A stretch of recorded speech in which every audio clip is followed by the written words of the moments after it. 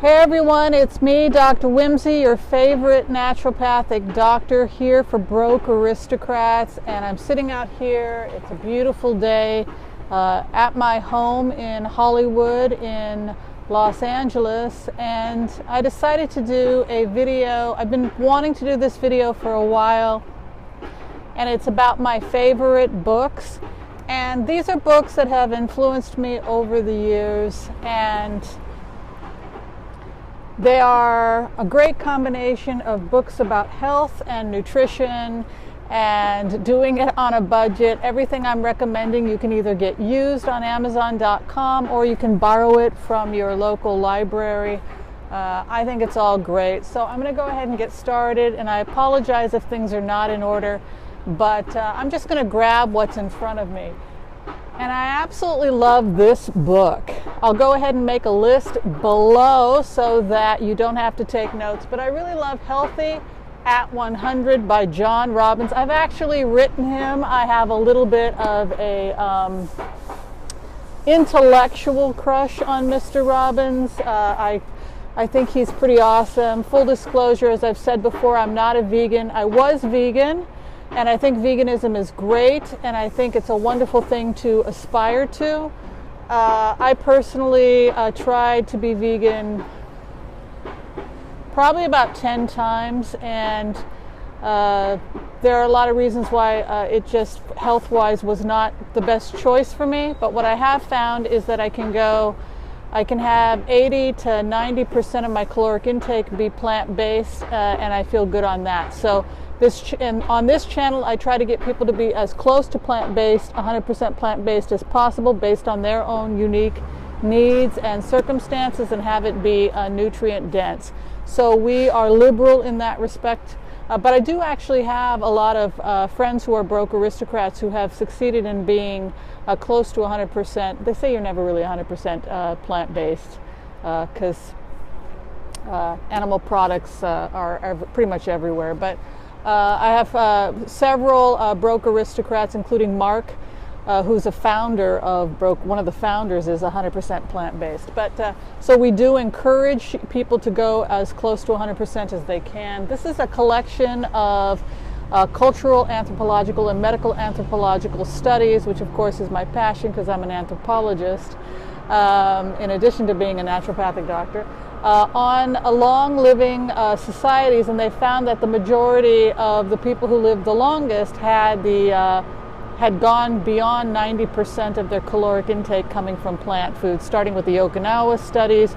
We're going to do a whole thing on the Okinawa study, and also looking at populations in Greece, in parts of Eastern Europe, parts of Afghanistan, and parts of South America as well, where meat consumption was not a major part of the diet. We are seeing less heart disease, obesity, etc. All right, so that was one of my favorite books all time. This is a writer who heavily influenced me when I first got interested in health food when I was a young girl. I was, I think, 21, and I had been living all over the world. I did it on a shoestring. You can too. I was exploring the world, and I moved to Jerusalem, Israel. I lived in Jerusalem for 6 years. I met all kinds of amazing people, and I got interested in macrobiotics, which is a diet that probably was influenced by the Okinawan studies. And again, it can be anywhere from 90 to 100% plant-based. And it was based on traditional Japanese cooking, and also on Zen, or balancing the energy of food and eating in the seasons. I loved this book, and I remember that I did go macrobiotic when I was living in Jerusalem. Some parts of it worked for me, some parts of it didn't. But getting off sugar, when I got off the sugar, I really felt different. Some of my criticisms about the macrobiotic diet is that it's a little too high in sodium, and they don't use enough fruit in their diet. So I expand the diet beyond this, but I think it's a great foundation book to look at. Is anything by Michio Kushi. He does great. I've got a couple of his books here. My favorite all-time Michio Kushi book was the Macrobiotic Diet, but also the Book of Macrobiotics, also put out by Michio Kushi, is a great one. Healing Through Macrobiotics is another good one. I just gobbled up everything I could on macrobiotics when I first started getting interested in health. And like I said, I expanded beyond what Michio Kushi had argued to having more fruit and less sodium. This is a wonderful book. We definitely use it in our house. It's Eat Vegan on $4 a day, and this is put out by Ellen Jaffee Jones. If you are going to purchase a book, this is the one I would suggest you purchase, because if you're anything like me, you use these books in your kitchen and flipping through, making notes, making alterations. I can tell you what some of my favorites are. I absolutely love her guacamole. She's got a guacamole recipe in here where, in order to cut the cost, because avocados can be a little pricey, she adds frozen peas. It tastes so good. And the other great thing about her guacamole recipe is that it's higher in protein, and so it's going to have a better glycemic, it's going to have a good glycemic index, and you're going to get a little bit of protein in there from those peas, along with the nice oils and antioxidants found in the avocado. So that's my favorite recipe in the book, but I'm still exploring the book and I highly recommend it. Eat Vegan on $4 a day. We love her and we appreciate her. This book has an amazing story for me. This is Sundays at Moosewood Restaurant. As I mentioned, I traveled all over the world. I lived in all kinds of cultures and I've learned from all kinds of people. Well, I was in upstate New York. This is the stories you get to tell when you're over the age of 50. But I lived in upstate New York in a yoga retreat, and I worked in the kitchen cooking vegetarian meals for the people who lived on the ashram, on the yoga retreat. And I learned about this book, which is based out of a restaurant, and the restaurant was based in, I think it was based in New York, the Moosewood Restaurant. They have the best nutritious, look, you can get it at almost any library, and again, you can buy this book used. I love, love, love the Moosewood recipes. If you want to know what my favorite is, what wins the award, it's the Moroccan stew with chickpeas. It is the bomb. It is all that and a bag of chips if you're looking for great vegetarian, nutrient-dense recipes. Staying Healthy with the Seasons, always a great book. I've mentioned this in the past.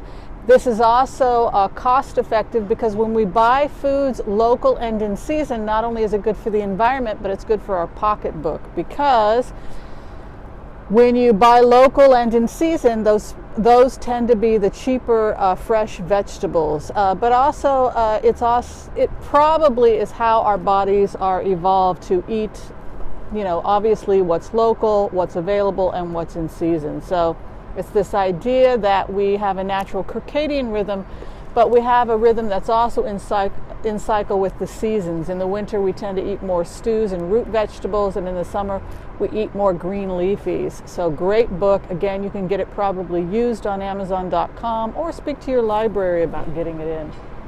The sun is changing as the sun does, so we're going to go ahead and move the camera a little bit. This is a book that every frugal home has. I've got it too. That is the Tightwads Gazette. I read this for entertainment purposes, not just because she's got some great ideas. There's something unbelievably comforting about this book, about the whole idea of homesteading, using everything, even rags, wasting nothing. It's great for the environment when you don't waste, and it's really great for your pocketbook. This is an extremely well-written, highly entertaining, highly creative book. You can get it used or new on Amazon, or you can speak to your local library. And this one is, let me see if I can get the lighting right here.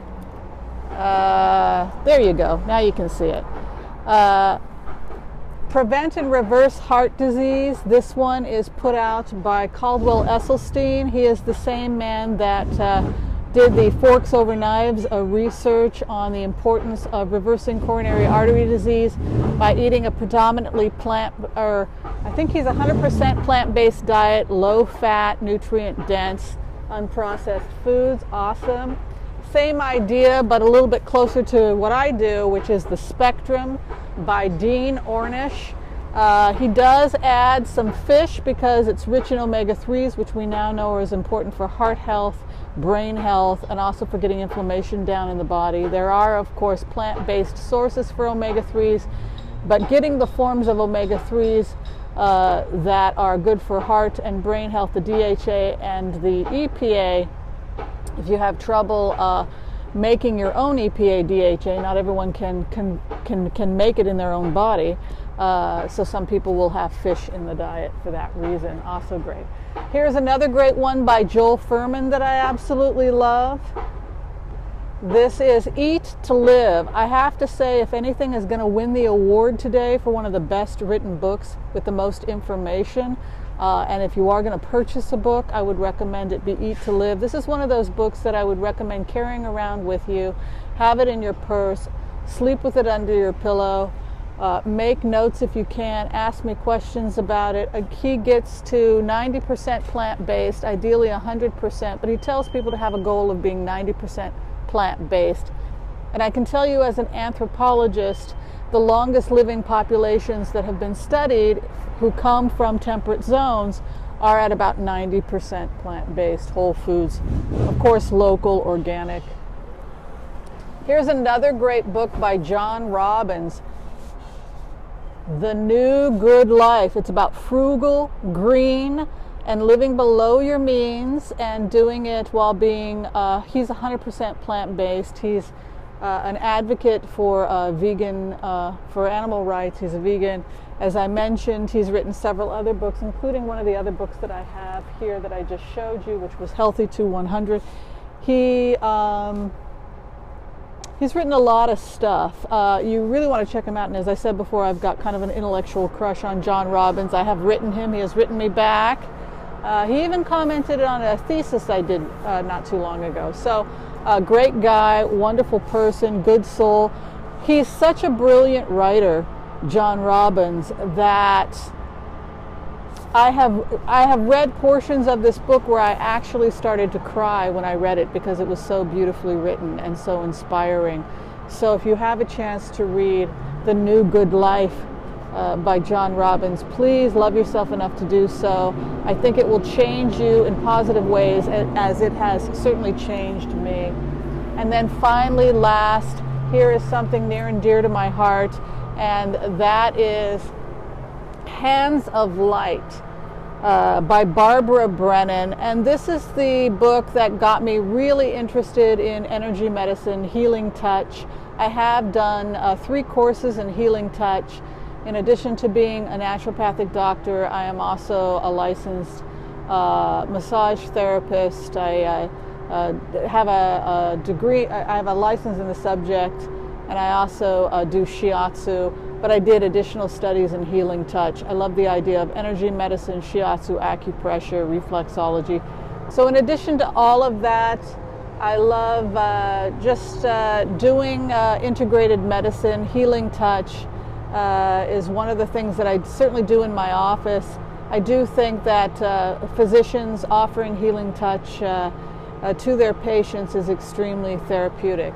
I cannot believe I was able to get through everything. I certainly enjoyed having this conversation, and I hope you enjoyed seeing some of the books that have very much influenced me over the years. I want to thank you for watching this edition of Broke Aristocrats, this video of Broke Aristocrats. Be sure and tell me what your favorite books are that taught you how to live frugally, green, and healthful. I'd be curious, and I would like to read it and maybe share it with the people that watch Broke Aristocrats. Thanks for watching. Peace out.